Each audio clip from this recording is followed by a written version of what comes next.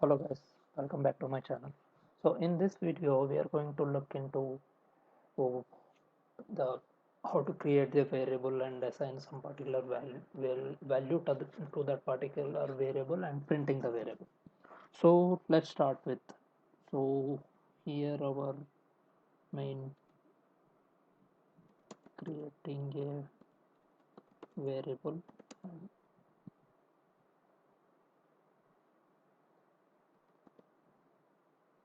printing a variable.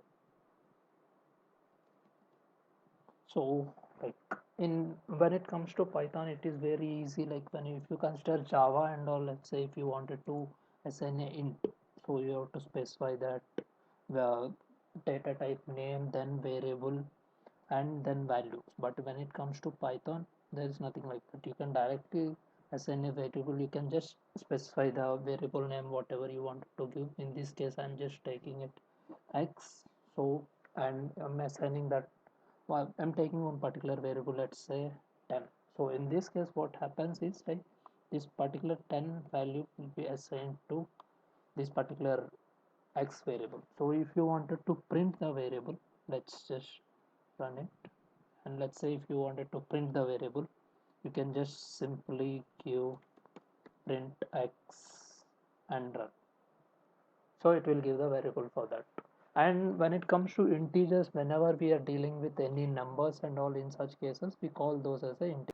So like this is the, if you add, let's say here we wanted to find the type, what type of variable it is, let's say you can just simply mention type of that variable name. If you just give and shift enter, it will give the variable type for us. This is the one more thing, like this is how you can assign one particular variable to value to one particular variable, and using type of that particular variable name, you can find, you can get the value of what type of variable that is.